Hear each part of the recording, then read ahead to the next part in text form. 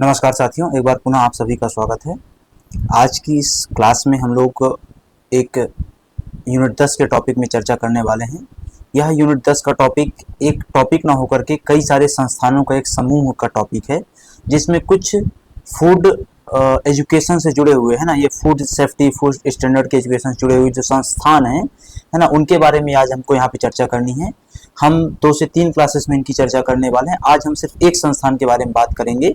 इसी प्रकार से हम अगली क्लास में दूसरे संस्थान के बारे में बात करेंगे। इस प्रकार से यहाँ पे 3 से 4 इंस्टीट्यूट दिए हुए हैं, उन सब के बारे में हम धीरे धीरे यहाँ पे चर्चा करने वाले हैं।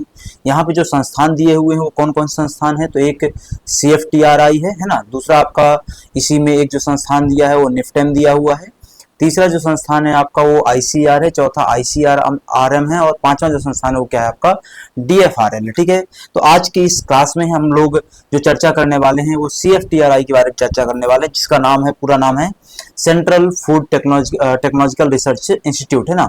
कई बार एग्जाम में होता है, MPPSC का एक पैटर्न है, उसके बारे में बात कर रहा हूँ।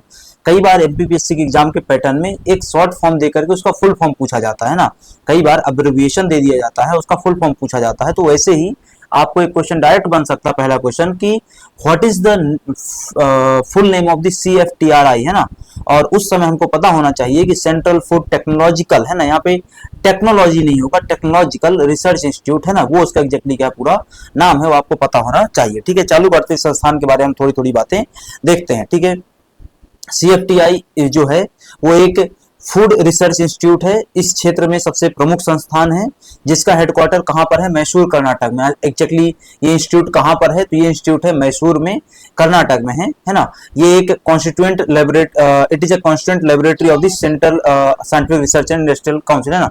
तो CSIR नामक एक संस्था हमारे देश में बनी हुई है।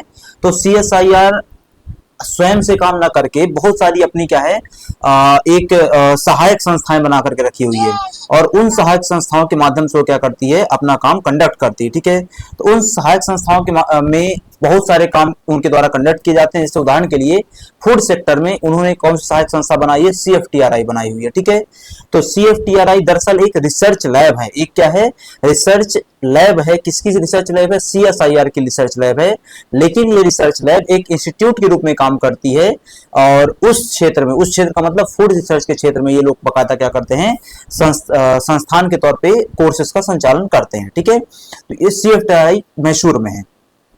अब India's food production and CFTRI role है ना, कि भारत के फूड प्रोडक्शन में इस संस्थान का एग्जैक्टली क्या रोल है। तो जैसा कि हम जानते हैं कि India is the second largest producer of the food grains, fruits and vegetables. Bharat दुनिया का दूसरा सबसे बड़ा क्या है, खाद्यान्न उत्पादन वाला देश है। इसमें फूड ग्रेन्स भी दूसरे नंबर पे आ जाते हैं, फल फूल भी दूसरे नंबर पे आ जाते हैं, और वेजिटेबल्स सब्जियां भी दूसरे नंबर पे आ जाती है। ठीक है, इन सब मामलों में फूड ग्रेन, फ्रूट और वेजिटेबल, इन सब मामलों में पहले स्थान पर कौन है, चाइना है, दूसरे स्थान पे कौन है, भारत है। ठीक है, अब CFTRI एग्जैक्टली क्या कर रहा है, तो CFTRI फूड ग्रेन्स, फ्रूट्स और वेजिटेबल्स, इन सब के संबंध में रिसर्च करता है। इन सब के संबंध में रिसर्च किस किस चीज को लेकर के, उनके प्रोडक्शन को लेकर के, हैंडलिंग को लेकर के, प्रोसेसिंग ऑफ द ग्रेन्स को लेकर के है ना। इसके अलावा pulses, oil, seed, spices, fruits, vegetables, meat, fish, poultry है ना। तो इन सब चीजों को लेकर के, किसका, अनाज, दालें, तिलहन, मसाले, फल, सब्जियां, मांस, मछली, पोल्ट्री, इन सब का उत्पादन कैसे किया जाए, भंडारण कैसे किया जाए, प्रसंस्करण कैसे किया जाए है ना, उनको मैनेज कैसे किया जाए, प्रबंधित कैसे किया जाए, इन सब के संबंध में CFTRI क्या करता है, अनुसंधान करता है। ठीक है, ये कब बनाया गया था, तो ये संस्थान की स्थापना 21 अक्टूबर 1950 को की गई थी है ना। इस संस्थान की स्थापना 21 अक्टूबर 1950 को की गई थी। CSIR के अंडर ये काम करता है। इस संस्थान की स्थापना AR मुदलियार के द्वारा की गई थी। AR मुदलियार जी के द्वारा स्थापना की गई थी, किसकी, CSIR की है ना। CSIR के को फाउंडर कौन थे, AR मुदलियार जी थे। उन्हीं AR मुदलियार जी के प्रयासों से, उनके तत्वाधान से क्या स्थापित किया गया, फूड रिसर्च के लिए एक CFTRI संस्था स्थापित की गई।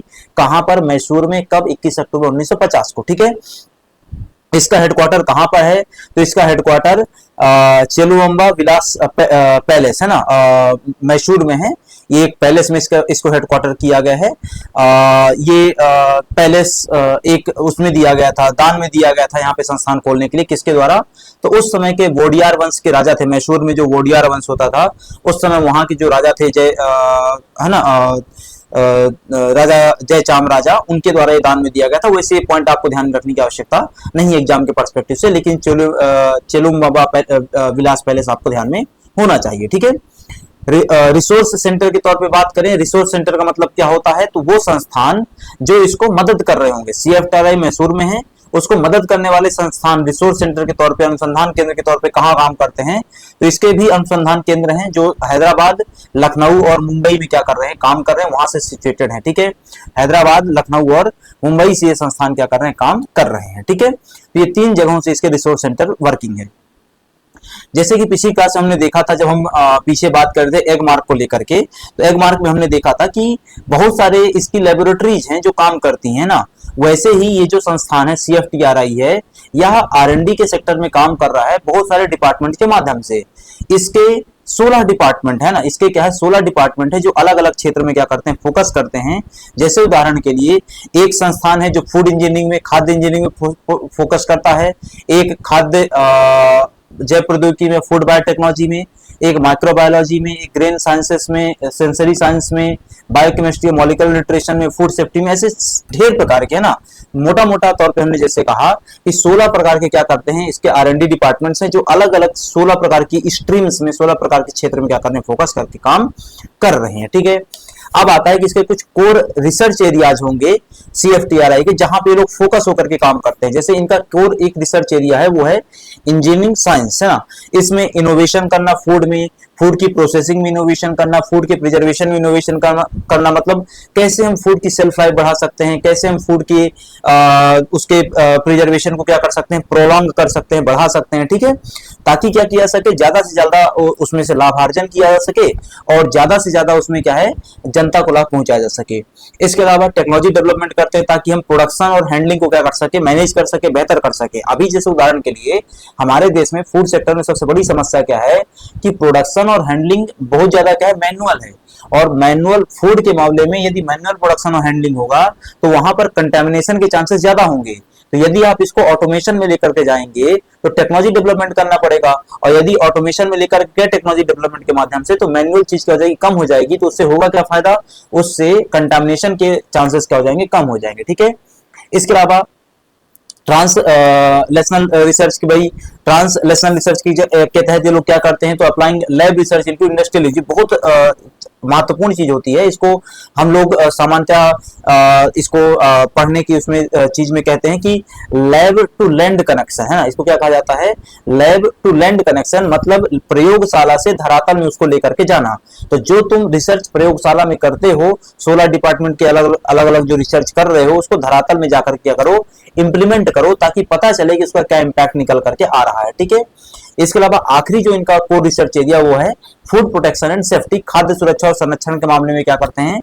हाई स्टैंडर्ड्स तय करते हैं और उनको फॉलो करवाने के लिए भारत सरकार को रिकमेंड करते हैं। ठीक है।